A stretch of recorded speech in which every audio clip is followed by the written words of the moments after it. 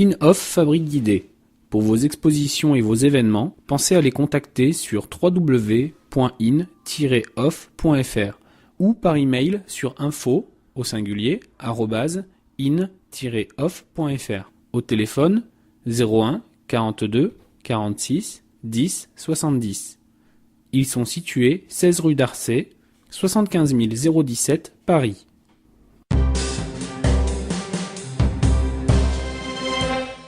Page 3, édito. Nos arts voudraient vous faire oublier le temps.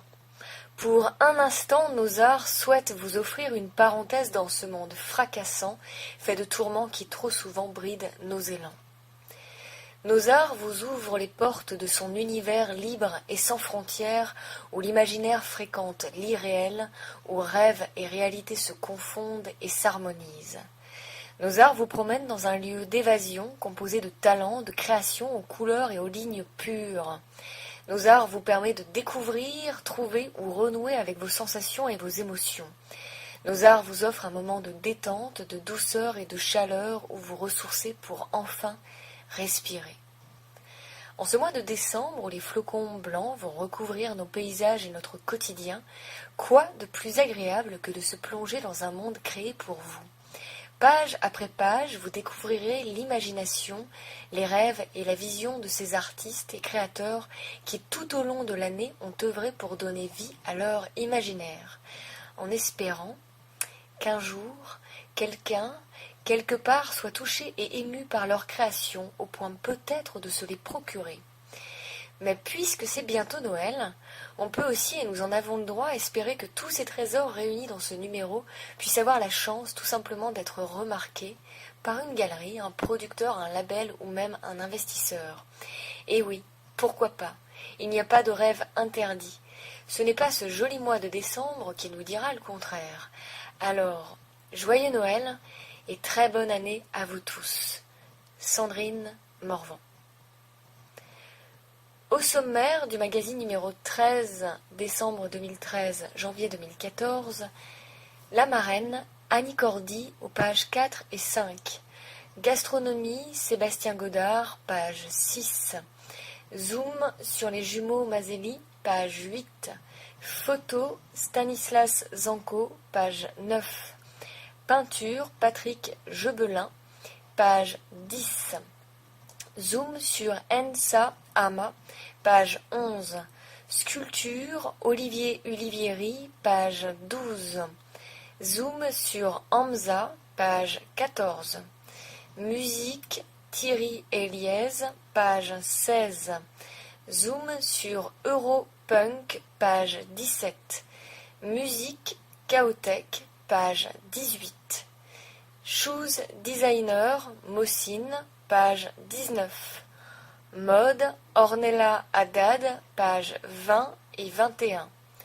Coiffure, Nabil Arlot, page 22. Littérature, Jay Alice, page 24 et On a aimé, page 25. Théâtre, Compagnie des 11 coups, page 28. Gilbert Libé, page 29. Zoom sur Alban Ivanov, page 31. Déco, Caroline Witt, page 32. Design, Bertrand Cazeneuve, page 33. Cinéma, Pascal-Emmanuel Luneau, page 34. Et agenda, des pages 36 à 38. Bonne écoute. Page 3, sommaire du magazine numéro 13, décembre 2013, janvier 2014. La marraine, Annie Cordy, pages 4 et 5. Gastronomie, Sébastien Godard, page 6. Zoom sur les jumeaux Maselli, page 8. Photo, Stanislas Zanco, page 9. Peinture, Patrick Jebelin, page 10. Zoom sur Ensa Ama, page 11. Sculpture, Olivier Ulivieri, page 12. Zoom sur Emza, page 14. Musique, Thierry Eliez, page 16.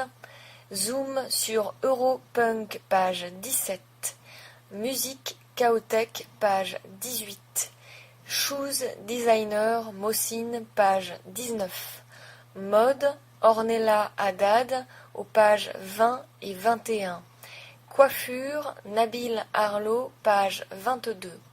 Littérature, Jay Alice, page 24. On a aimé, page 25. Théâtre, Compagnie des 11 coups, page 28. Et Gilbert Libé, page 29. Zoom sur Alban Ivanov, page 31. Déco, Caroline Witt, page 32. Design, Bertrand Cazenave, page 33. Cinéma, Pascal-Emmanuel Luneau, page 34. Et enfin, l'agenda aux pages 36 à 38. Page 4. Rencontre avec la marraine du magazine Nos Arts numéro 13, Annie Cordy. Je suis une aventurière. C'est une Annie Cordy, fidèle à elle-même, que nous avons rencontrée. Alerte, pleine d'entrain, attentive aux autres, toujours elle propage autour d'elle ce tonus et cette bonne humeur communicative qui ont fait sa popularité. Plus que jamais aussi, à 85 ans, cette grande dame du spectacle repart du bon pied. Récent album, nouvelle tournée, Âge tendre et tête de bois, mais aussi ses inlassables et populaires tours de chant, le cinéma et la télévision, Annie Cordy nous dit tout. Elle, enfin, qui est devenue l'artiste renommée qu'elle est aujourd'hui, a tenu à réagir au concept Nos Arts, contribuer à l'éclosion et à la notoriété de jeunes talents. Il y a maintenant 1 an, dans votre dernier album, Ça me plaît, pourvu que ça vous plaise, a marqué votre retour. Pouvez-vous nous en dire plus ? Ne dites pas qu'il s'agit d'un retour, puisque je n'ai jamais quitté la scène. Rire. Mais il est vrai que cela faisait déjà 14 ans que je n'avais pas regagné les studios avec mes amis musiciens. À la demande de ma fidèle collaboratrice et nièce, Michel, Mimi Lebon, j'ai offert au public ces 14 chansons qui sont autant de coups de cœur. L'enregistrement de l'album a été une aventure formidable, je l'ai voulu à mon image. Il se mêle joie de vivre, optimisme et air entraînant, mais aussi parfois plus mélancolique.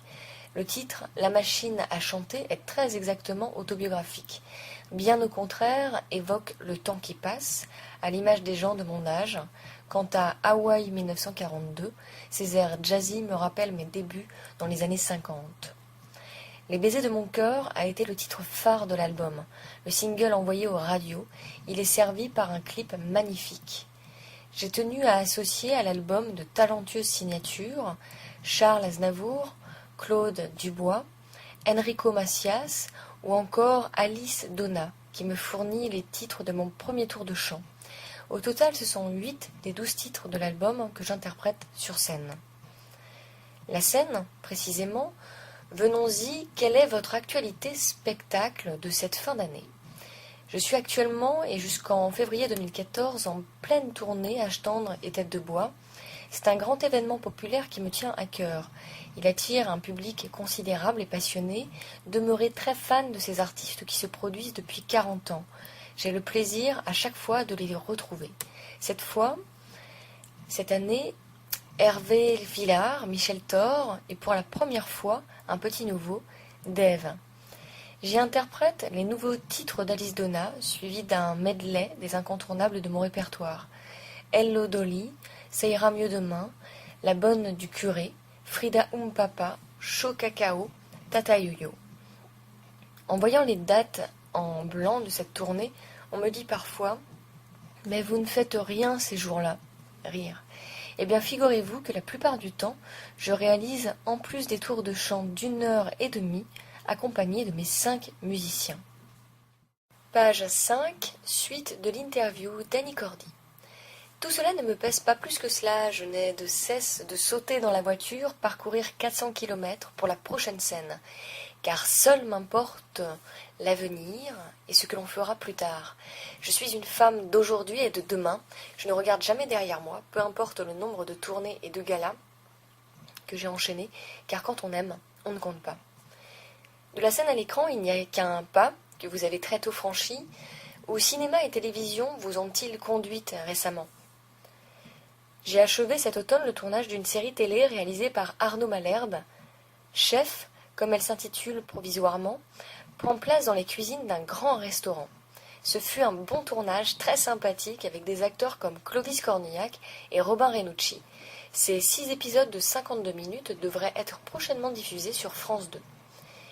Et puisque nous sommes entre nous, je vais vous faire confidence d'une nouvelle que vous serez les premiers à apprendre. Celle de mon retour au cinéma. Le tournage de ce prochain film a débuté le 18 novembre et il a pour réalisateur Jean-Paul Rouve. Mais, chut, je ne vous en dirai pas plus car je suis tenue au secret. Ces 2 collaborations, ce sont des aventures au même titre que la trentaine de films et autant de fictions télé que j'ai déjà fait dans ma carrière. Oui, c'est cela au fond. Je suis une aventurière. J'aime visiter les choses que je ne connais pas bien, mais mon premier métier est d'être sur scène et de chanter. La revue Nos Arts a à cœur de contribuer à l'éclosion de jeunes artistes. Que vous inspire cette démarche, vous qui avez un regard rétrospectif sur ce métier? Soutenir de jeunes talents est bien entendu une excellente initiative que je ne peux que vous encourager à poursuivre. Mais s'il y a un conseil que je puis vous donner, c'est de ne pas se contenter d'en parler une fois, juste histoire de l'avoir fait, puis de tourner la page et de passer à autre chose. Il faut que vous les suiviez. Prenez des nouvelles de ceux dont vous parlez, car le métier d'artiste ne s'inscrit que dans la durée. Nous ferez-vous enfin le plaisir de venir nous rendre visite à la soirée Nos Arts du 21 novembre? Comme je vous l'ai indiqué, j'ai une tournée très prenante. Je serai ce soir-là en concert au Mans. Aussi, vous me permettrez d'être avec vous en pensée. Vu mon agenda, peut-être vous rendrai-je visite pour, disons, 2005. Rire. Au revoir à tous et bonne continuation, Nos Arts. Plus d'informations sur le site officiel d'Annie Cordy, www.annie-cordy.com. Les propos étaient recueillis par Olivier Sourd. Un autre texte maintenant de Jean-François Sourd. Annie Cordy, déesse de la scène. Arc-en-ciel de gaieté généreuse, d'improvisation programmée et de rayonnement musical, votre regard futé invite à une complicité festive, faite du corps, du cœur et de l'âme. Et pour animer, vous êtes une étonnante étoile de jouvence, au scintillement pérenne de vraies déesses de la scène. Page 6, Gastronomie, Sébastien Godard, un article signé Harry Campion. Au goût d'autrefois. À tous ceux et toutes celles qui se souviennent, l'eau à la bouche, les savoureux gâteaux de bonne maman. Nous leur conseillons les succulentes gourmandises de Sébastien Godard, un chef pâtissier dont la créativité passe par la renaissance d'une pâtisserie de tradition. Lui, qui veut rendre au passé l'éclat du présent, a pu pleinement exaucer son vœu après avoir repris en novembre 2011 la Maison Sœur, l'une des plus anciennes pâtisseries de la capitale, installée au 22 rue des Martyrs. Le cadre se prête à la nostalgie. Moulure au plafond, large vitrine encadrée de boiseries, casiers et miroirs sur les murs, comptoir posé sur un sol en carreau. Une corne d'abondance où les 1001 délices sous cloche en verre enchanteront les papilles de votre enfance. Il y a un peu du gardien des saveurs d'antan chez Sébastien Godard. Je voulais me détacher de toutes ces pâtisseries qui cherchaient absolument à être modernes. Je suis allée puiser dans les livres de recettes de mes parents. Chez les Godard, on est pâtissier de père en fils. Son passage à l'hôtel Matignon à l'âge de 22 ans pour devenir 4 ans plus tard chef pâtissier chez Fauchon lui permettra d'acquérir ses galons de petit prince de la pâtisserie auprès du designer Claudio Colucci avec qui il a créé en 2003 le Delica Bar au Bon Marché à Paris. Je me suis interrogée sur ce que je pouvais apporter de moderne à la pâtisserie. La nouveauté n'est pas toujours très heureuse. Le client français reste très conservateur dans ses choix. Un label d'authenticité qu'il entend aujourd'hui préserver. La boutique se situe au 22 rue des Martyrs dans le 9e arrondissement à Paris, 01 71 18 24 70.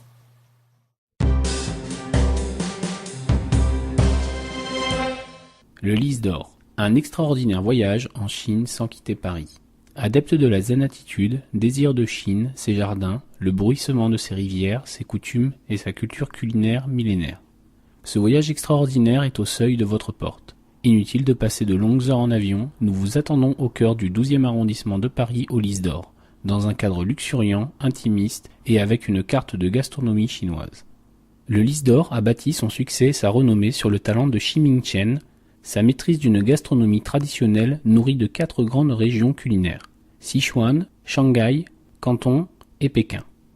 Dépaysement, détente et souvenirs garantis. Désir d'envoyer une carte postale pour partager cette émotion avant de quitter ce lieu magique qui vous aura ressourcé. 5 place du Colonel Bourgoin, 75 012 Paris, 2 rue Chaligny, 75 012 Paris. Réservation au 01 44 68 98 88. Site internet http://lysdor.com. Moins 10% sur présentation de cette page ou avec le code NOZAR.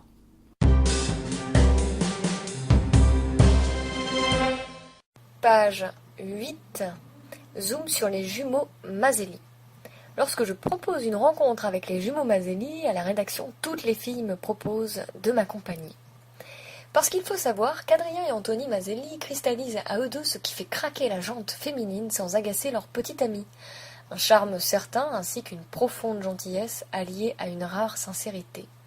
C'est sûrement l'une des clés de leur succès. Leur rendez-vous est pris dans leur bureau situé en plein triangle d'or, mais au vu de l'agitation qui y règne, due à la préparation de la soirée jeu d'hiver de la marque Bonpoint, au sein même de leur sublime hôtel particulier redécoré pour l'occasion en parc féerique, où l'on croisera autant d'animaux sauvages que de beautiful people, on décide d'aller prendre un thé au café du coin. Depuis leur début fracassant pour les soirées Ladies Night au Queen en 2001, jusqu'à l'ouverture de leur restaurant Le Fourbi, les frères Maselli ont travaillé dur à leur passion commune. Ils commencent par faire les RP pour les soirées du Concorde Atlantique en 2001. Ils enchaînent ensuite avec la gestion du Tania, qui leur permit de laisser libre cours à leur vision très personnelle de la fête, à leur folie douce et surtout d'étoffer leur carnet d'adresses, un des plus pointus de la scène parisienne. Le succès est au rendez-vous et cela pendant 2 années. Mais ils pensent déjà à monter leur boîte de production qui leur offrait une plus grande liberté et un champ d'action beaucoup plus large et pertinent. Ce fut chose faite en 2007. Les DJ branchés allaient devenir des organisateurs d'événements réputés qui allaient petit à petit imposer leur couleur à un milieu devenu terne. Ils ont assez rapidement créé des relations suivies avec des marques qui depuis en sont restées fidèles comme Dior, Fendi, Anne Fontaine ou Nars. Et pour tout mener à bien, nos staccanovistes de l'événementiel n'ont jamais lésiné ni sur la quantité de travail à fournir, ni sur la qualité du résultat final. Ils ont trouvé l'alliance parfaite entre l'éclectisme qui n'est pas sans rappeler les belles heures du palace tout en gardant une belle cohérence, un goût prononcé pour l'esthétisme, un sens de l'accueil comme on en voit peu à Paris et une simplicité déconcertante, c'est leur formule pour rendre nos nuits magiques. Depuis le mois de juin, ils ont ouvert leur premier restaurant, un boudoir chic et foutraque, où l'on peut à la fois grignoter de l'excellente cuisine italienne, boire des cocktails pointus, discuter et s'amuser au son des DJ qui officient chaque nuit au bout du bar très animé.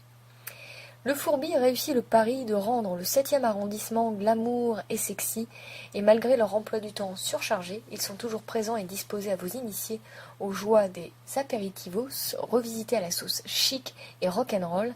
Ces garçons-là, vous n'avez pas fini d'en entendre parler. Ils sont déjà sur le prochain projet, un nouveau bar à cocktail encore plus inconventionnel, ça promet. Tant que les frères Maselli seront les metteurs en scène de nos nuits, nous avons l'assurance de soirées réussies. Il n'est rien de plus juste que d'être le témoin d'une réussite méritée. Un article signé Samir Sali. Page 9. Portrait de Stanislas Zanco. Le magicien s'entrecage de la photographie, un texte proposé par Olivier Sour. Stanislas Zanco est un magicien du monde et des choses. Il donne à la réalité sa traduction artistique, la détourne, la déforme, la réinterprète. Il joue avec les images comme RD joue avec les mots. Les procédés qu'il utilise demeurent naturels. Il mobilise le seul jeu de l'optique et de la lumière, excluant tout artifice numérique. Abracadabra! Sa baguette magique, une lentille montée sur un fil en laiton, transforme son sujet, Elle le dédouble entre netteté du prisme et flou de l'arrière-plan. La Zancovision est née.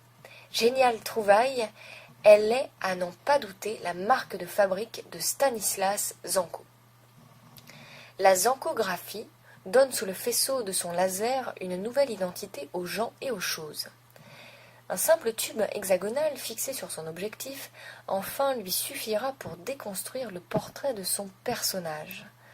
Stanislas Zanco pose sur ce qui l'entoure le regard et l'imagination d'un enfant qui se plaît à deviner la forme d'un nuage. Une bouche d'égout deviendra le visage d'un bonhomme, un allume-cigare un personnage à haut de forme, quelques livres empilés un fauteuil. Dans la belle campagne du Jura qu'il affectionne tant, il verra l'origine du monde de Courbet dans un tronc d'arbre mis à terre.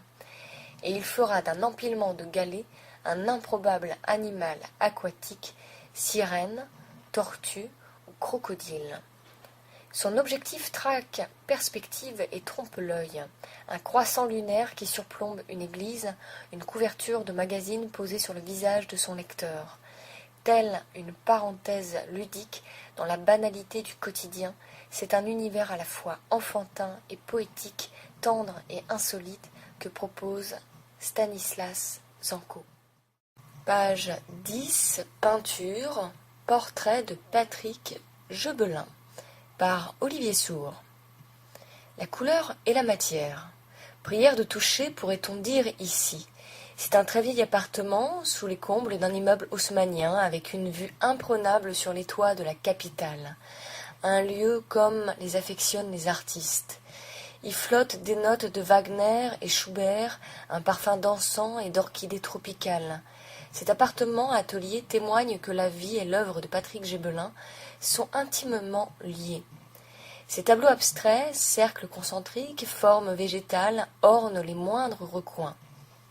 Peinture ou sculpture, notre homme n'a pas su choisir. Artiste dans l'âme depuis son plus jeune âge, il ignore les contraintes de l'académisme et les carcans imposés par les beaux-arts. Car peu importe l'étiquette qu'on vous colle, seul compte au fond la sincérité de l'engagement et de l'expression artistique. Les tableaux de Patrick Gebelin, c'est la couleur donc, mais aussi la matière. Leur surface évoque successivement l'écorce de l'arbre, la rugosité de lichen et les herbes séchées. Je veux sublimer la matière au point qu'on finisse par l'oublier. Dans mes tableaux, la matière est affinée par la couleur et réciproquement, les aspérités retiennent la peinture. Un peu partout, ici et là, l'appartement est parsemé de ces précieux témoins qui ont fait naître cette œuvre, qui en sont en quelque sorte les coulisses. Des pinceaux, des brosses et des couteaux de peinture, leurs palettes de couleurs, des pots et des tubes de peinture, enfin, mais aussi de résine, pigments ou poudre de marbre, seuls nécessaires à façonner ce relief qui caractérise tant de tableaux de Patrick Gebelin et fascine son spectateur. Patrick Gebelin donne également des cours de peinture sous réserve de places disponibles. Pour toute information, contactez-le au 06 61 24 81 53. Page 11. Zoom sur l'ENSA AMA. Une école moderne héritière de la tradition, un article signé Philippine Morange. L'École nationale supérieure des arts appliqués et des métiers d'art développa l'apprentissage des savoir-faire artisanaux, dont celui du vitrail et de la céramique, rue du Petit Thouars, puis rue Olivier de Serres après 1969. À la suite de Gabriel Lacroix, le célèbre orfèvre et designer Serge Mouille, il reprend la formation métal, initialement orientée vers la dinanderie, et ouvre l'atelier à la sculpture et au design. Fred Barnley, élève de Serge Mouille, sculpteur confirmé, lui succéda en 1987. Pédagogue émérite, Fred a conservé quelques précieux croquis du maître, mais lui-même a forgé sa notoriété à 100 km de Paris, dans son atelier où d'étranges créatures, mi-animales, mi-végétales, sont nées de ses splendides esquisses. Aujourd'hui, Fred partage avec le designer Thomas Libé, chargé des projets en 3D, et le sculpteur Paul Balm, la direction de l'atelier métal de l'école qui propose 17 formations à destination des 217 métiers concernés en parallèle des écoles Boulle, Dupéré et Étienne. Issus d'un bac sciences et technologies du design et des arts appliqués, les candidats, dont une majorité de filles tentées par l'orfèvrerie ou la création de bijoux, font l'objet d'une première sélection qui en amène 80 à présenter un dossier lors d'un entretien. 10 seront retenus pour apprendre la technique de mise en forme à froid des métaux en feuilles. Au programme, 12 travaux loin des forges de Vulcain pour acquérir à partir d'une demi-sphère ou d'un cube les gestes qui permettront de créer un objet en deuxième année. Maîtriser la retreinte pour durcir le métal, souder en pratiquant la brasure à l'argent, transformer, allonger la matière jusqu'à la limite de la rupture du métal soumis à une traction. Chacun doit se doter pour ses 2 jours de cours par semaine d'une trentaine d'outils, 100 à 300 €. Le reste de l'emploi du temps est consacré à l'enseignement général, au dessin, au modelage, à la visite de musées. Les diplômés peuvent ensuite s'installer dans un petit atelier indépendant avec un matériel souvent acheté d'occasion, 1 000 €, mais aussi de solides notions de gestion. Les 6 semaines de stage et les journées d'exposition du printemps favorisent les contacts professionnels avec de grandes marques comme Hermès ou des créateurs comme François Delarosière à Nantes. Fred insiste, pour réussir, il faut concilier réalisme et imaginaire. Parmi les talents révélés, Milnine Nguyen, lauréate cette année du prix pour l'intelligence de la main, Fondation Liliane Bettencourt. Page 12. Sculpture. Olivier Ulivieri, poète recycleur, un portrait signé Olivier Sourd. L'œuvre d'Olivier Ulivieri, c'est un univers fantastique fait de matériaux de récupération. Un vieux moulin à café, un rayon de roue de vélo, des instruments de musique, des choses du quotidien, des objets défunts qui, recyclés entre les mains de l'artiste, trouvent une deuxième vie. Par la magie de sa sculpture, ses membres arrachés à leur corps, ces cadavres de choses renouent avec l'unité et l'harmonie. Ils se transforment en des compositions intrigantes où la curiosité les dispute à l'insolite. Car l'œuvre d'Olivier Ulivieri est un point d'interrogation. Son œuvre notable, le fameux « Un graveur de vinyle », est à notre sculpteur ce que Mona Lisa est à Léonard de Vinci, son enseigne, son porte-étendard, le symbole de son œuvre. Ces sculptures murales, chacun peut les acquérir pour un budget parfois à peine supérieur à celui de la déco de grands magasins. J'ai même vendu une œuvre à un RMiste. Car qu'est-ce qui, au fond, impose à une œuvre d'avoir un coût important pour avoir une quelconque valeur artistique? Seul importe la qualité et la sincérité de l'expression artistique. Tout un chacun aura alors la satisfaction de posséder une pièce unique, un luxe rare à l'époque où se généralise la production en série. Le plaisir également d'avoir chez soi une véritable œuvre d'art qui possède une signature, qui est une histoire à raconter et soit le reflet de sa personnalité. En 2013, exposition, Galerie Nanouche, elle, à Bruxelles, en Belgique, les galeries éphémères, à PEF à Nîmes, et Eventi Collaterali pour la 55e Biennale d'art contemporain de Venise.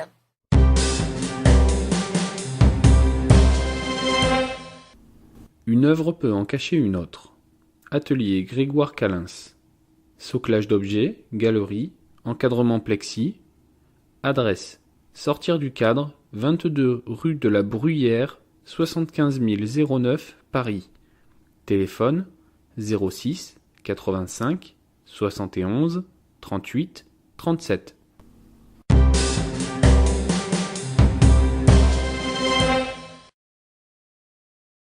Page 14. Zoom sur Hamza. DJ de la soirée Nozar du 21 novembre 2013 par Olivier Sourd. Vous étiez à la soirée Nozar au Bellucci's, vous l'avez sûrement aperçu derrière ses platines. C'est lui qui a illuminé votre soirée sur sa sélection musicale d'airs entraînants et de rythmes endiablés. Vous avez enflammé le dance floor. Le jeune homme est DJ. Il se prénomme Hamza, Mizou pour les intimes et sous son nom de scène. Son métier, il crée l'ambiance des soirées, recherche le bonheur de son public, fait vibrer les danseurs. Hamza est quelqu'un de curieux, toujours émerveillé par un reste d'enfance et animé par la fraîcheur d'esprit. C'est avec ferveur qu'il découvre des horizons nouveaux, mais toujours il reste fidèle au perfectionnisme et au professionnalisme. Cette passion, il l'a développée très tôt, dès l'âge de 16 ans, dans sa ville natale, Tanger, située à la croisée de toutes les cultures, Maroc et Espagne, Atlantique et Méditerranée. C'est elle qui l'aura invité au partage d'influences musicales variées, rythmes, ouzi, techi et groovy. À l'ombre de ses maîtres à penser, les DJ Morillo, Danny Tenadja, Carl Cox ou Luciano, il a inlassablement exploré de nouveaux genres musicaux et recherché de nouveaux titres. Déjà fan, ça tombe bien, Hamza se lancera prochainement dans la production musicale, une aventure nouvelle pour lui.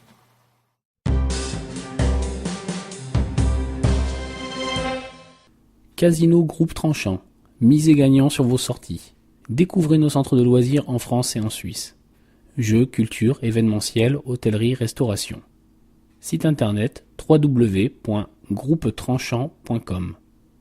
Jouer comporte des risques, endettement, dépendance. Appelez le 09 74 75 13 13.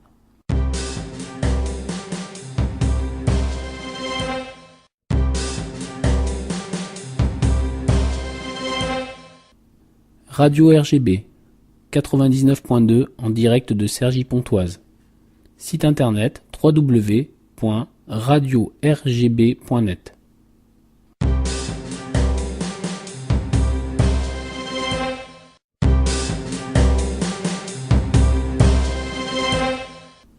Erigone, agence de promotion pour l'art de vivre. Communication, relations presse, événementiel, édition. 26 rue Condorcet, 75 009 Paris. Téléphone 01 48 74 81 58. Site internet www.erigone.fr.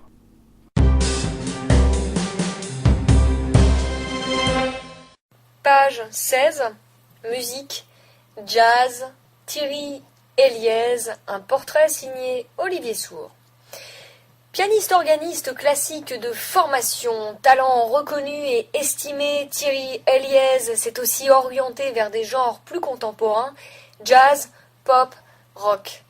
Il s'est produit en concert avec les plus grands, Didier Locoun, Catherine Lara, Eric Serra. Exploration d'horizons nouveaux, découverte musicale, notre musicien nous dit tout de son actualité 2014. J'ai un projet de quartet où j'introduis un instrument nouveau venu dans le jazz, le violoncelle. L'ensemble saxo, piano, violoncelle donne un son décalé et tout à fait novateur.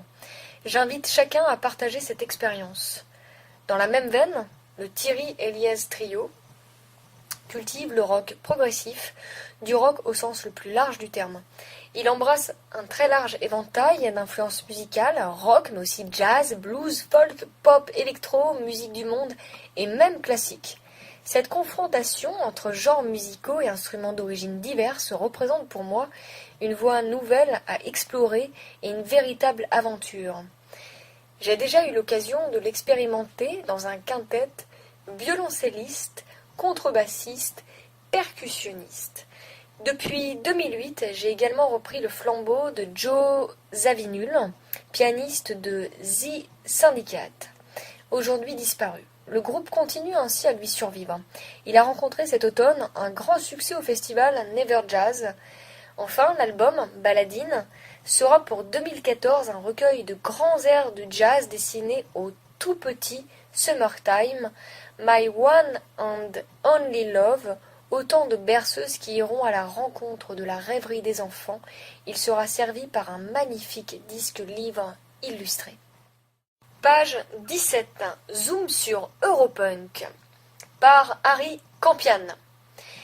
Il était une fois nos futurs. Premier son perçu une fois sur le seuil de cette exposition, la guitare saturée de Steve Jones et les vociférations scandées de Johnny Rotten sur Anarchy in the Yucca. La messe est dite et l'hostie a tout d'un antéchrist diablement sympathique et bien sûr destroy. Celle-ci est néanmoins didactique, construite comme une bible où la musique, les images, voire le collectif Bazooka en France, et les objets portent à eux seuls la quasi-intégralité de ce mouvement phénoménal. À savoir si le punk a véhiculé une esthétique hors norme dans le monde artistique contemporain. Pour le commissaire Éric de Chassey, il est évident qu'il s'agit d'un mouvement artistique majeur, l'une des avant-gardes du XXe siècle dont le fonctionnement rappelle celui d'autres grandes avant-gardes, le futurisme, le dadaïsme, avec cette différence que le punk a refusé de poser la question de l'art, il ne l'a pas nié, il a dès le départ décidé que la question ne se posait pas. Le visiteur y dénichera des textes, dessins, films, extraits de concerts fondamentaux, une pépinière dans laquelle vous pourrez pratiquer et goûter au son punk dans un studio conçu pour le public et même créer vos propres badges avant de vous laisser transporter par le Transmission épileptique de Joy Division, chanté par Ian Curtis, charismatique, à 5 mois de son suicide. Bref, Europunk, où il était une fois nos futurs. C'était la Cité de la Musique jusqu'au 19 janvier 2014, 221 avenue Jean Jaurès, dans le 19e arrondissement à Paris. L'entrée est à 9 € et les réservations se font au 01 44 84 44 84. Page 18.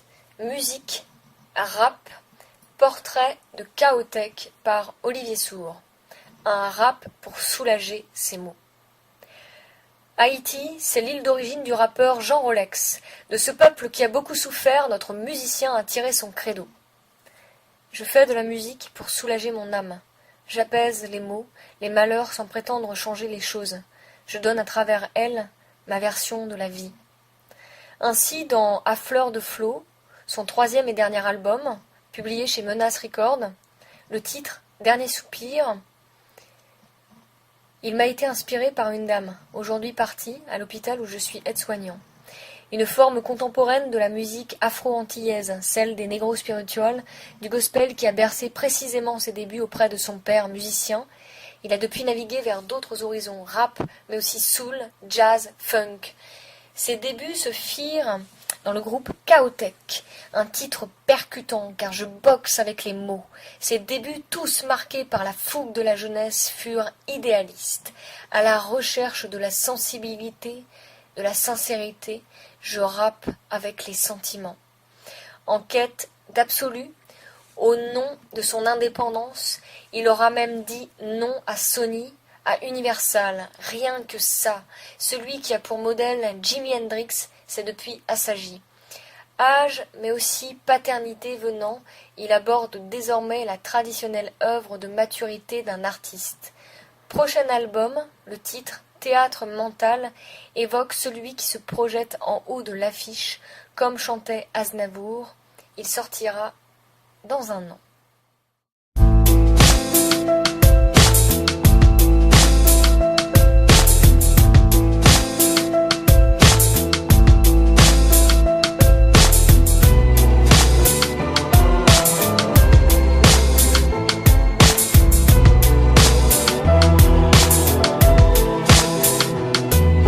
Le jour de mon dernier soupir, quand il arrivera, je me demande évidemment si j'afficherai un sourire, des larmes de joie, de peine ou pire, d'abominables cris de douleur et de peur. Oh mon Dieu, je veux pas souffrir, le moment redouté de ma dernière heure, je veux la passer dans les bras de l'amour et la passion, avant de me faire froid comme un glaçon. Mon ultime action sera, je l'espère, de bouger les bras sur un putain de son, entourer les miens, faisant la fête, se rappelant fatalement que de toute façon tout continue demain, ça c'est un fait, et je n'ai aucun doute là-dessus. Là où je doute, moi c'est plus sur le terminus.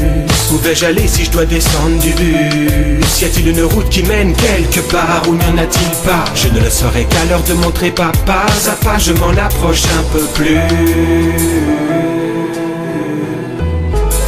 Le jour de mon dernier soupir, ressentirai-je de l'amour? Verrai-je défiler tous mes souvenirs, tous les bons et tous les pires? Dire que la vie est ainsi faite, ça me fait mal à la, mal à la, mal à la, mal à la, mal à la, mal à la tête. J'ai enfin compris la vie, elle est trop mortelle. C'est la raison pour laquelle on meurt. Je t'ai dit ce texte à mes derniers soupirs, mes premières fleurs. La muerte me fait peur autant qu'elle m'inspire. J'y vois en l'éternité, tout en clamant. On n'ira pas tous au paradis, je doute que Dieu soit tout le temps clément. J'espère qu'il le sera le jour où ma dernière heure sonnera. Ça sera la fin du monde, enfin de mon monde, de mon spectacle. Pas vraiment préparé pour ce voyage dans l'inconnu, mais je suis plutôt content de la vie que j'ai eue. Pleurer ne sert à rien, maudire le ciel encore moins. La faucheuse viendra, provoquera mon dernier soupir et partira comme si de rien n'était. J'ai besoin d'écrire, vider mon sac avant de partir pour de bon. J'ai fait des erreurs mais je ne ferai pas mon mea culpa. Ce Dieu me jugera, j'embrasse ma famille, check mes potes pour la dernière fois. Il est temps de se dire adieu, la vie ne veut plus de ma gueule. Inévitable litige, au dernier étage aurais-je le vertige? Où me jetterai-je en avant? Que dis-je? Peut-être suis-je déjà un ange ou un démon de l'enfer en mission sur la terre, décédé depuis des millénaires, venu délivrer des messages à l'équipe des divinités qui nous poussent à la guerre et nous mènent à l'agonie. Tout le mal est présent dans le cœur des hommes. Dormons-nous dès la naissance les prémices d'une vie éphémère. Le jour de mon dernier soupir, ressentirai-je de l'amour? Verrai-je défiler tous mes souvenirs, tous les bons et tous les pires? Dire que la vie est ainsi faite, ça me fait mal à la mal à la mal à la mal à la mal à la mal à la tête.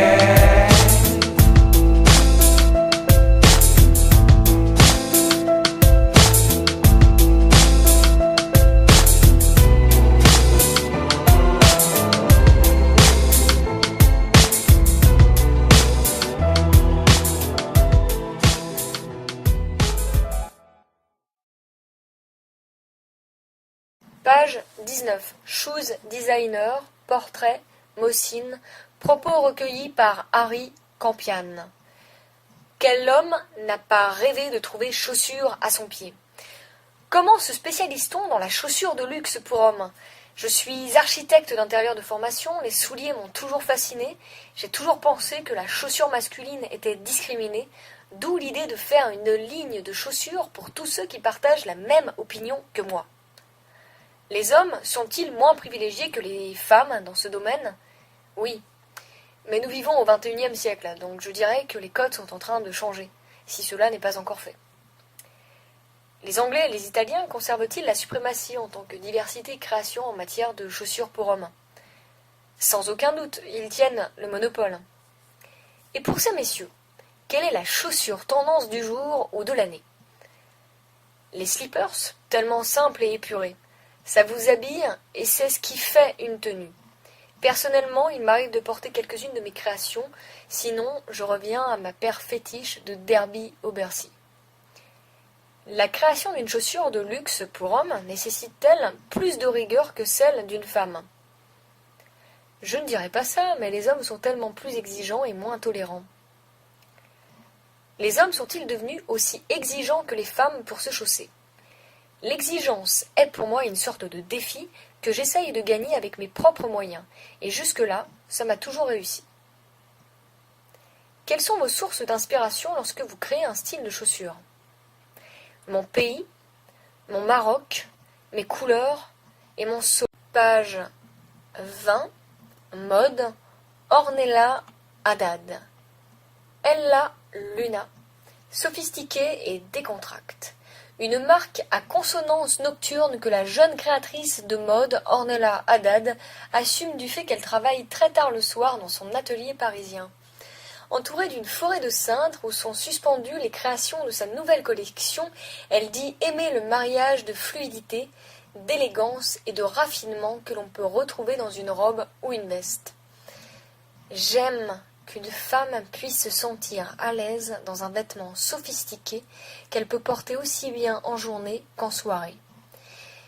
Issue d'une famille de stylistes, c'est en 2006, tout juste après ses études dans une école d'art appliqué, qu'elle crée sa propre marque et sa maison de couture. Elle juge ses créations comme une entrée de gamme dans le haut de gamme, donc accessible tout en associant le tissu, le bijou et ses imprimés au fil d'or et d'argent suivant une thématique mariée à ses nombreuses sources d'inspiration.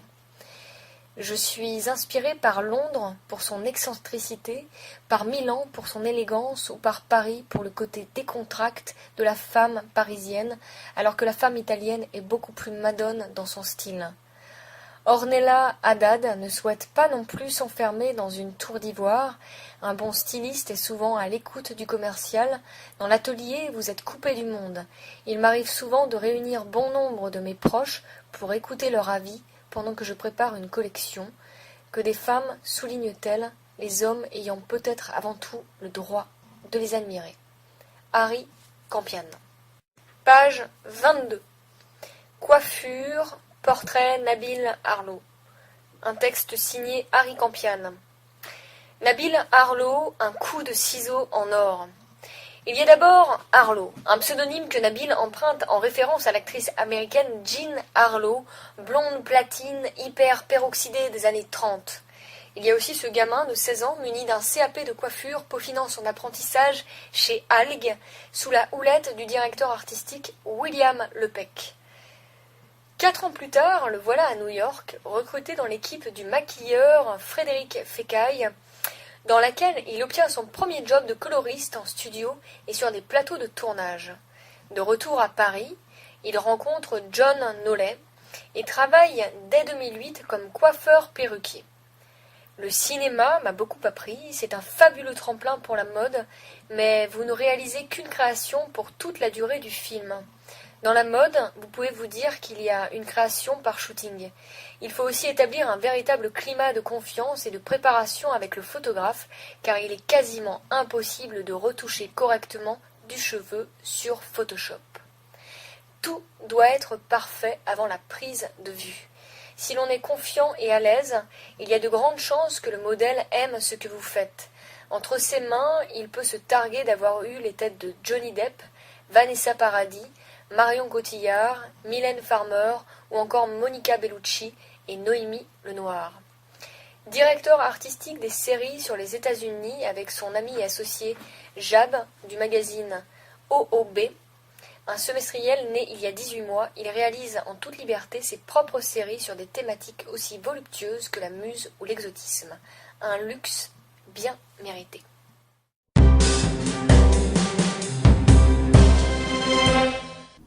Communiquer autrement, plus fort, plus vite, plus loin. Digic, production multimédia. Application, corporate et édition, magazine interactif sur mesure. Web, site internet, emailing, référencement. Vidéo, tournage et réalisation, montage 3D. Téléphone 06 51 60 65 23. Email contact@digic.fr. Site internet www.digic.fr.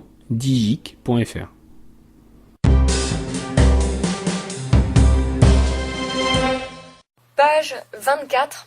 Littérature. Portrait de Jay Alice par Alain Baudin. Des monts aux merveilles. Jay Alice est quelque part par là, entre la cime d'une montagne et le fond d'un puits. S'il dévalait hier les pentes des Alpes à ski sur les amples domaines d'une passion de jeunesse, l'auteur remonte aujourd'hui d'une crypte énigmatique qui lui a dernièrement inspiré le carnet Arx. L'ouvrage publié en septembre 2013 aux éditions PJS réunit quelques 200 photos ou images et il rassemble près de 200 textes qui illustrent la longue saga Peter Pose. 7 aventures constituent cette vaste épopée, commente Jay Alice, ajoutant que les personnages y sont animés par une même quête, au cœur d'univers tous différents. L'étrange histoire naît ainsi aux abords d'un vieux manoir, lorsque le héros est entraîné dans les profondeurs d'un puits obscur qui le mène vers cette porte. Le lieu a, paraît-il, été créé par Korijaska, un sage millénaire venu du monde lointain des Irkaïs pour étudier la Terre. Le carnet Arx apparaît comme la clé de voûte des aventures de Peter Pose, dont les 7 volumes sont diffusés depuis 2005. Au rythme d'une imagination foisonnante, Jay Alice compte, en pas moins de 2000 pages, les péripéties fantastiques d'un jeune orphelin de 11 ans, parti sur les traces d'un mystérieux ancêtre dont il ne possède guère qu'un curieux manuscrit. L'Odyssée de Peter Pose va vite, très vite, sans jamais perdre le souffle. Elle est en tout cas conforme à l'image de l'auteur qui partage son quotidien entre l'écriture et ses sports pour lesquels il s'enthousiasme franchement. Du ski au VTT en passant par le trial, la natation, la course, le skateboard ou l'équitation, il dit avoir pratiqué une centaine de disciplines en trouvant toutefois le temps de se consacrer aussi au théâtre, à la peinture, la photo, la danse, la pantomime ou la musique. Dans l'attente de la sortie prochaine d'un CD, Jay Alice confie encore qu'il n'avait plus qu'à vivre un vieux rêve d'écriture, son rêve d'enfant, c'est maintenant chose faite. Page 25, on a aimé. Faillir être flingué de Céline Minard aux éditions Rivage. En une authentique épopée, tantôt burlesque, tantôt dramatique, Faillir être flingué renoue avec le western dans son acception originelle. Le mythe du Grand Ouest américain est en effet intact, en tout point conforme à la bonne vieille légende. Ici, elle revient à la vie dans le souffle qui se faufile dans des prairies sauvages, à l'approche d'une bourgade qui a poussé là, presque à l'improviste, mais où cavalent déjà les routes et les pistes. Cette terre est celle d'eau qui court sur la plaine, dont la tribu a été massacrée, et qui maintenant soigne et guérit l'homme blanc et les gens de son peuple à la peau rouge. Elle va croiser les frères Macpherson, dont le chariot brimballant défie la plaine en emportant sous la bâche une mère agonisante. Elle va sauver Gifford en lui arrachant à l'instant ultime la variole qui le ronge. Il y a aussi Xiao Niu qui déchiffre le chant du coyote et Bird Boisvert pourchassé par Ellie dont il a volé la montre. Ou encore Arcadia, la contrebassiste que la bande de Kibble a privée de son archer. Il y a encore d'autres personnages hauts en couleur dont les destins, comme les pièces d'un Pudge, vont s'assembler pour créer une fresque audacieuse où le mythique Far West se révèle encore en un monde sans foi ni loi. C'est aux éditions Rivage, 336 pages, 20 €. Les saisons de Louveplaine de Chloé Corman aux éditions Le Seuil. Nour, une jeune femme d'origine algérienne, n'a plus aucune nouvelle de son mari. Parti travailler en France depuis 3 ans, il lui a pourtant promis qu'il les ferait venir ici, elle et leur petite fille.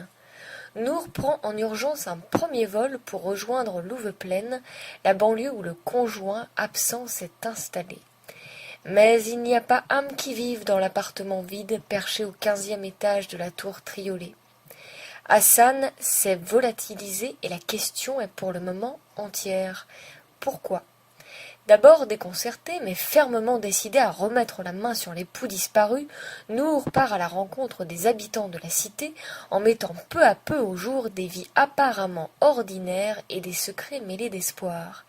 Presque naturellement, un énigmatique Sonny va croiser sa route. Le garçon est, paraît-il, bon élève au lycée, mais il est apparemment complice de quelques trafics clandestins.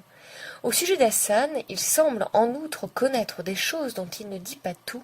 Une fois de plus, la question surgit, pourquoi ? Nour progresse à tâtons dans la cité au gré d'un itinéraire jalonné de rencontres qui risque d'écorner un peu plus l'image d'un mari exemplaire.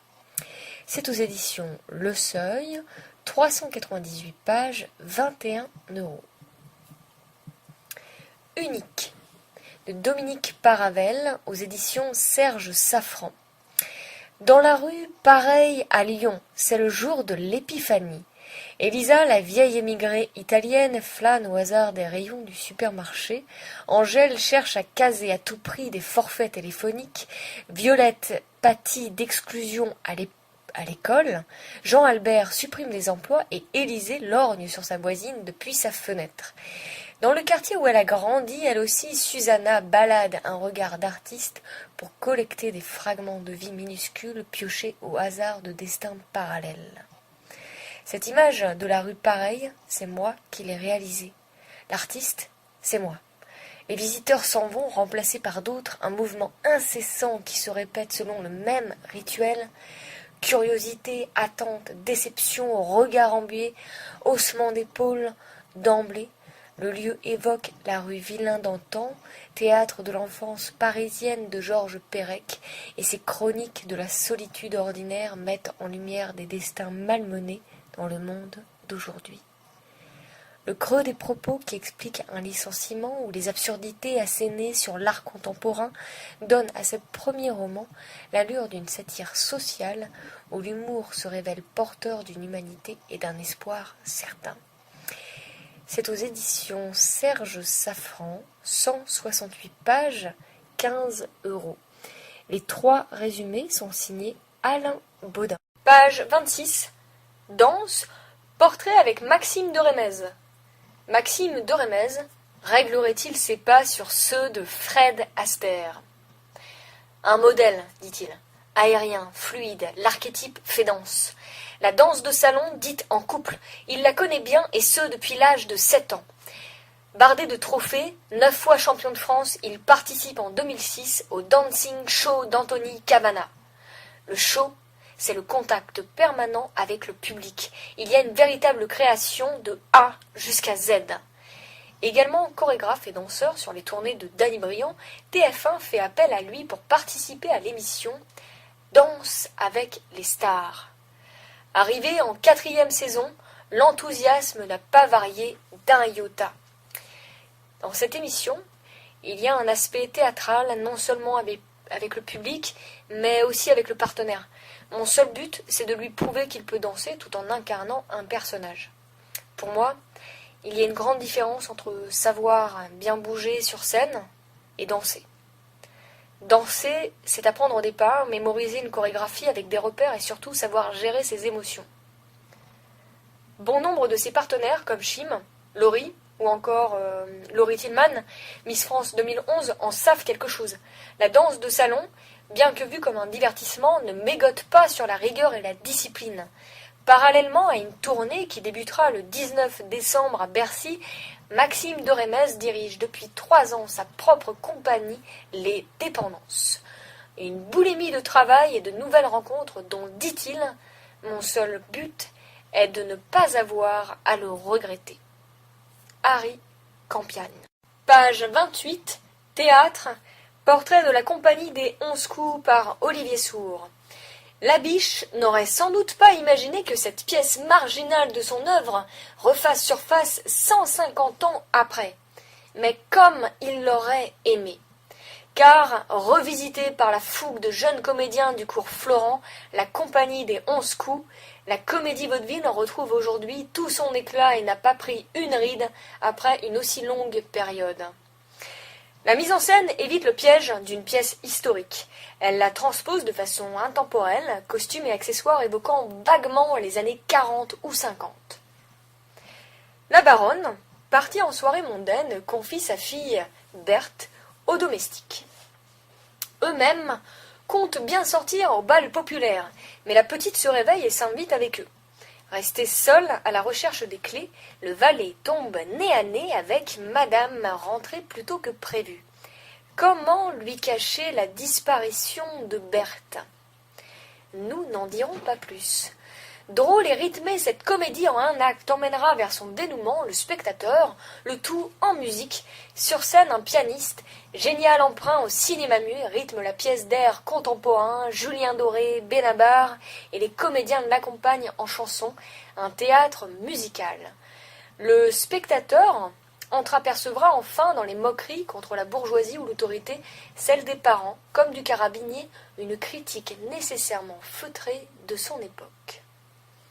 Distribution: Claudine Bonhomme est la baronne, Charlotte Pommel, Berthe, Victor Bouy, le valet Saint-Germain, Marie Lévy, la femme de chambre, Thomas Langlais, le carabinier rocambole, Stéphane Calon, le musicien muet.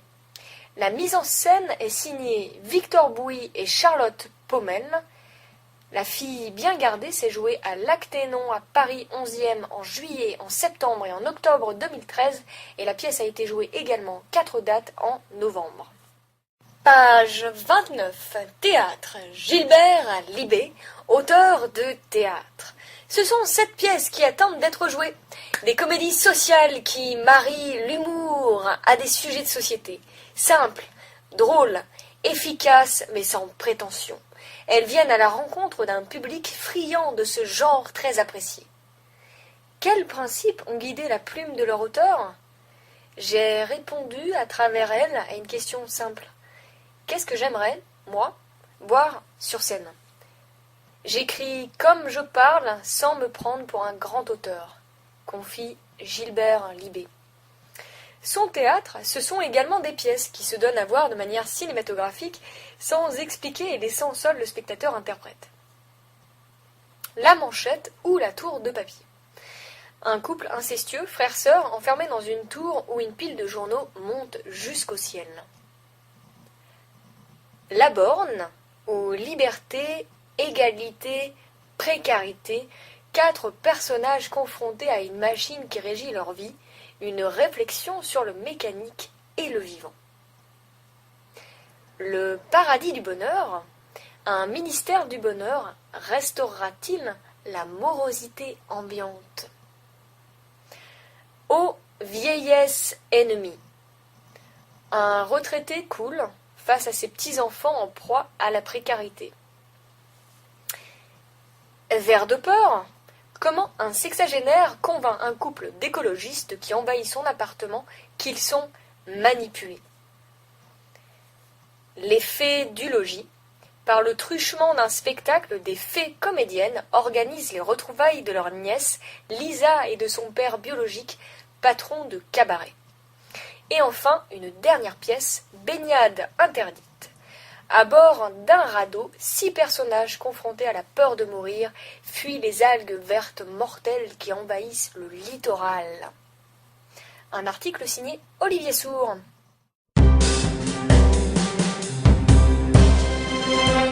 Voyance Colline. Médium, voyante, écriture, mare de café, oracle, tarot. Colline, médium depuis plus de 25 ans et son équipe vous accueille au 0892 23 14 33. 34 centimes d'euros la minute. 7 rue du Disque Escalier, 10 tours Scaut Valley, 75 013 Paris. Téléphone 01 45 82 20 67, 01 53 79 73 39, 06 60 92 30 64. Site internet www.voyance-colline.com.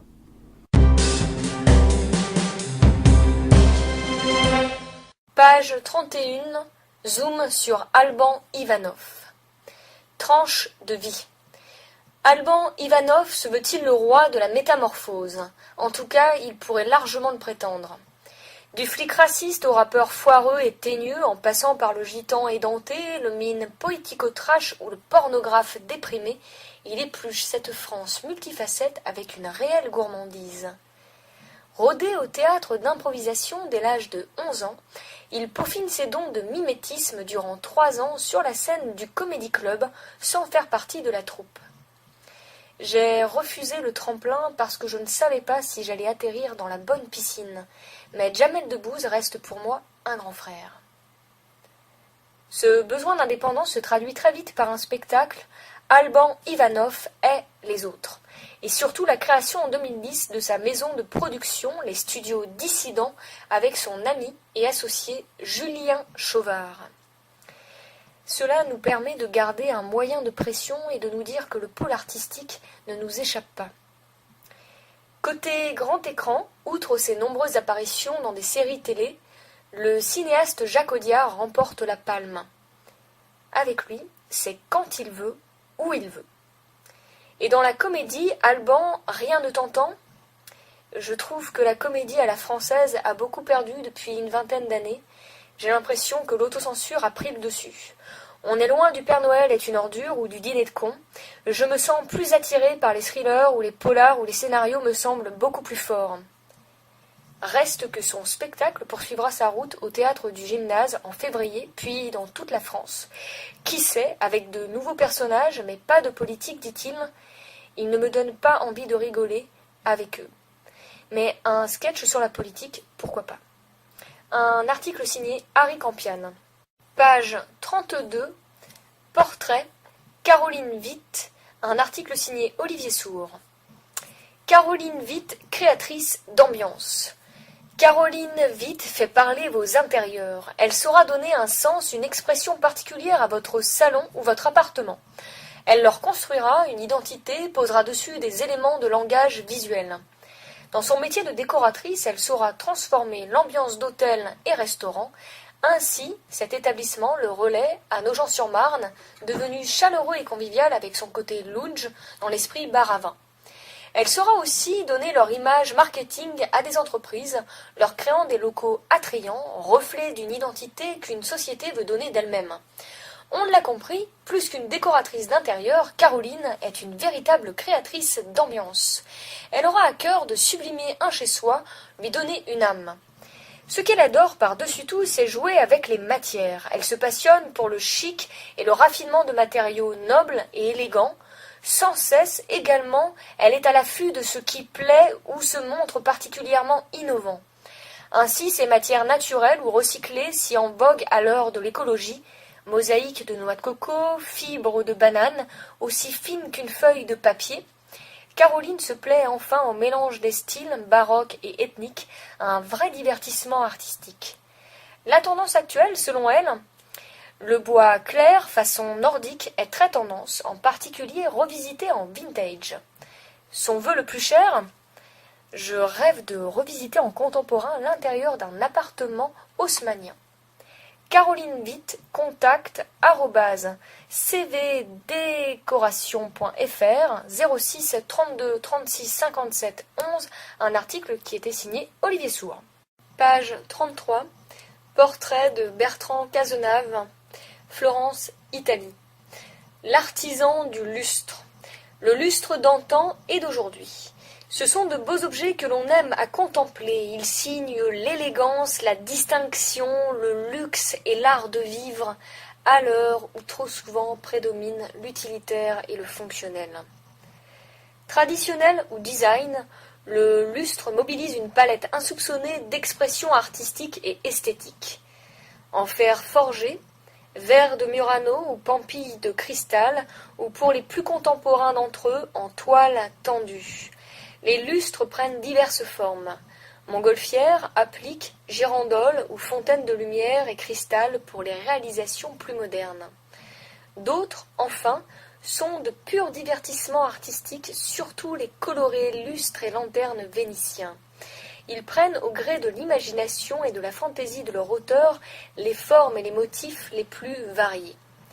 Artisan du lustre et créateur en luminaire, Bertrand Cazenave mobilise les talents de fondeur de bronze et d'horreur pour donner libre cours à ses réalisations. Ma passion est la création pure. Par rapport à un autre art, comme la sculpture, le luminaire possède l'apport de la lumière qui donne incontestablement à l'œuvre une couleur supplémentaire.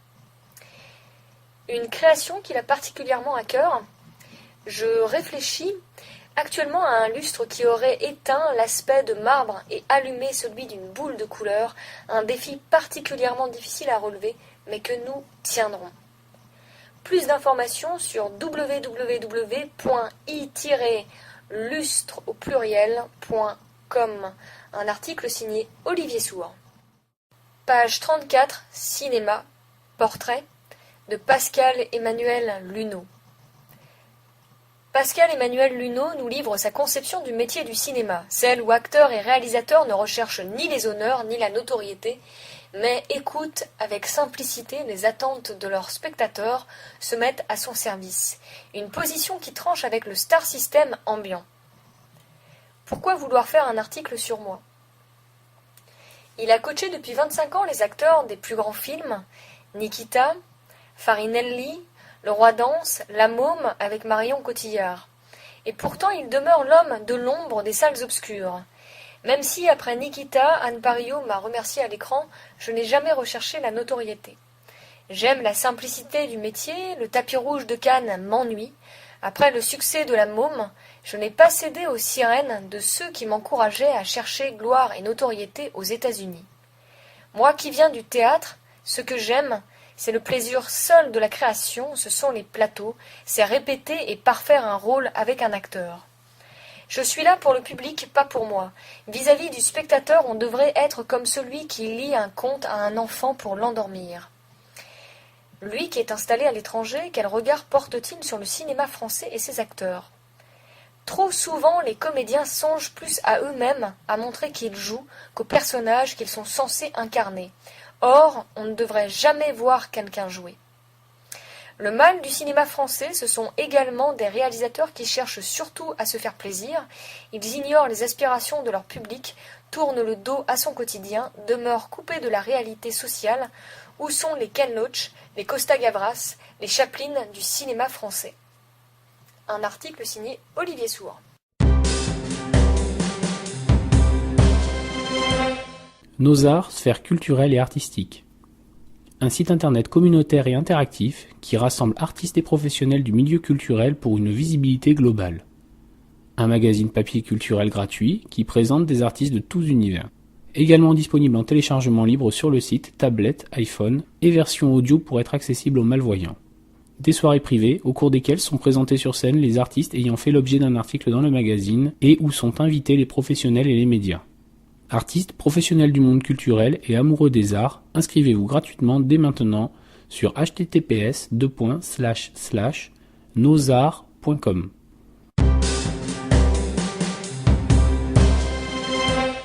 Page 36, agenda, décembre-janvier 2014. Exposition. Erwin Blumenfeld, du 15 octobre 2013 au 26 janvier 2014. L'œuvre d'Erwin Blumenfeld illustre le parcours artistique de l'un des plus grands photographes de mode du XXe siècle dans le contexte socio-politique de l'entre-deux-guerres. Une grande partie de l'exposition du Jeu de Paume est notamment consacrée à l'époque où, d'abord à Paris, puis à New York, il réalise des photographies de mode et publicitaires. Ces photographies, souvent minimalistes, essentiellement en couleur, témoignent de son incessant désir d'expérimentation. L'exposition réunit l'ensemble des médias utilisés par Blumenfeld tout au long de sa carrière marquée par l'immigration. Dessins, photographies, montages et collages, les motifs aujourd'hui devenus classiques de ces photographies expérimentales en noir et blanc y côtoient ses multiples autoportraits, portraits ainsi que ses photographies de mode. Le Jeu de Paume, 1 place de la Concorde, dans le 8e arrondissement à Paris. Infos et réservations au 01 47 03 12 50. Le pavé de la culture, 11 mai 2013 au 10 mai 2014. L'engouement pour les arts et la culture s'intensifie de manière extraordinaire. On se presse autour des œuvres et reliques d'artistes disparus. On fait la queue pour les vivants. Ces derniers n'arrivent plus à fournir les multiples lieux qui leur sont dédiés en France et dans le monde. On fait appel à des théoriciens pour justifier le néant caractéristique des centres d'art contemporain. Loin d'écœurer le public, ce mystère attise encore la curiosité. Un à un, minutieusement, à la main, Stéphane Jasper interprète les symboles de notre culture visuelle sur les pavés de Paris. Logos de marque, icônes populaires, œuvres connues, signalétiques, etc. Il en résulte une collection d'œuvres préfossilisées formant une bande dessinée rupestre aux pièces hétéroclites et interchangeables. C'est à la butte Montmartre, métro Anvers ou Abbesse, dans le 18e arrondissement de Paris. 01 42 23 90 25. Cartier, 4 décembre au 16 février 2014. Éclipsée peut-être par la célébrité du nom et l'éclat des diamants, l'histoire complexe et foisonnante de la grande maison de joaillerie demeure trop peu connue. Cartier a pourtant joué un rôle très important dans l'histoire des arts décoratifs. Ses créations du classicisme du joaillier des rois aux inventions radicales du style moderne entre géométrie et exotisme offrent un témoignage passionnant sur l'évolution du goût et des codes sociaux. Joaillerie, horlogerie, objets aussi pratiques que raffinés, Cartier a séduit les personnalités les plus élégantes du XXe siècle. C'est au Grand Palais, entrée Champs-Élysées, dans le 8e arrondissement de Paris. Page 37, agenda spectacle. Cirque Alexis Grus, du 19 octobre 2013 au 2 mars 2014. Pour les 160 ans de la dynastie Grus, les 70 printemps d'Alexis Grus et les 40 ans du Cirque national Alexis Grus, Sylvia, 40e création Grus, rend hommage à Sylvia Montfort, grande comédienne de théâtre, directrice du Centre d'action culturelle de Paris. De la rencontre entre Sylvia Montfort et Alexis Grus naît en 1974 le cirque à l'ancienne Alexis Grus. Ensemble, ils créent la première école de cirque en France dans l'ancien foyer de la Gaîté Lyrique et œuvrent pour que le cirque soit reconnu comme spectacle culturel à part entière sous tutelle du ministère de la Culture. Carrefour des Cascades, porte de Passy, réservation au 01 45 01 71 26. Voleur de poules, 19 octobre 2013 au 23 février 2014. C'est l'histoire du peuple gitan qui a résisté à la tempête pendant tant de siècles tout en gardant un chant poétique et sauvage. C'est le voyage d'un peuple libre. La révolte et la soudaineté du désir irradient le chant et la musique tzigane et gitane. Voleur de poules n'est évidemment pas un spectacle où les artistes tziganes se prennent au sérieux, mais les ingrédients sont la contorsion, funambule, jonglage, trapèze, cordes, sangles et danse. C'est au 42 44 boulevard de Reims, chapiteau du cirque Romane, à l'angle de la rue de Courcelles. Infos et réservations au 01 40 09 24 20. L'Empereur de Jade, du 23 novembre 2013 au 12 janvier 2014. Pelouse de Reuilly, 92 boulevard Poniatowski, dans le 12e arrondissement de Paris. Page 38, agenda concert. Elton John and Band, du 9 au 11 décembre 2013 à l'Olympia, au 28 boulevard des Capucines, dans le 9e arrondissement à Paris. Scoop, 2 décembre 2013 au 7 janvier 2014. Scoop en concert musique irlandaise. Le trio Scoop propose une musique alliant morceaux traditionnels et compositions récentes, en passant par le jazz ou encore des musiques populaires. Scoop trouve son originalité dans un mélange des genres subtils et inattendus, morceaux traditionnels et compositions, en passant par le jazz ou les musiques populaires. Énergique et chaleureux, ce trio prend tout son sens sur scène, où il tisse une relation pleine d'enthousiasme avec le public. Durée 80 minutes. À Essaillon Théâtre, 6 rue Pierre-Hollard, dans le 4e arrondissement de Paris. Quatuor Adélis, 7 janvier 2014. Shostakovich ou l'ombre de la Shoah. Le Quatuor Adélis vous invite à porter un nouveau regard sur un des événements les plus marquants de l'histoire moderne, la Shoah et les camps de la mort. Il interprétera le 8e Quatuor de Shostakovich, inspiré largement de la tragique Seconde Guerre mondiale, et vous proposera une interprétation inédite à la lumière d'archives sonores et vidéo. Un spectacle émouvant en ce 70e anniversaire de la Libération pour que l'on n'oublie jamais. Théâtre 12, 6 avenue Maurice Ravel, dans le 12e arrondissement de Paris. Réservation au 01 44 75 60 31. Concert Noël en Russie, 25 décembre 2013 au 1er janvier 2014. Église Saint-Louis-en-Lille, 19B, rue Saint-Louis-en-Lille, dans le 4e arrondissement de Paris.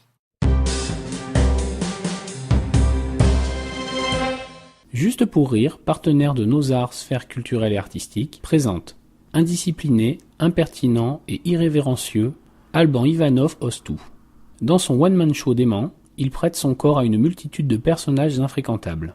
Vénère, un rappeur enragé, Chicos, un forain édenté, Thibaut, un mime d'avant-garde poético-trash. À la fois ridicule et attachant, ils sont ces autres lui, mais aussi ces autres nous.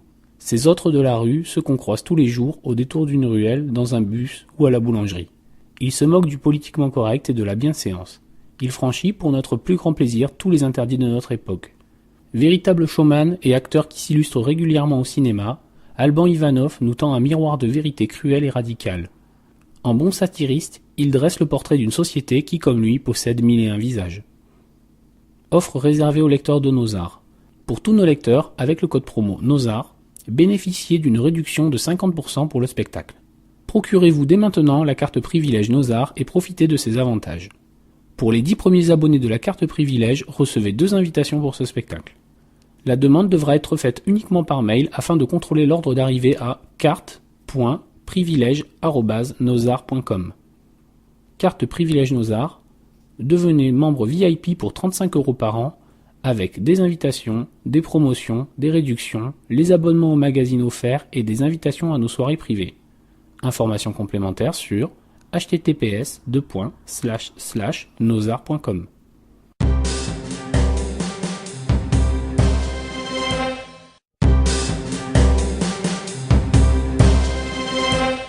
L'effervescence de Barcelone. Frexenet. L'abus d'alcool est dangereux pour la santé, à consommer avec modération.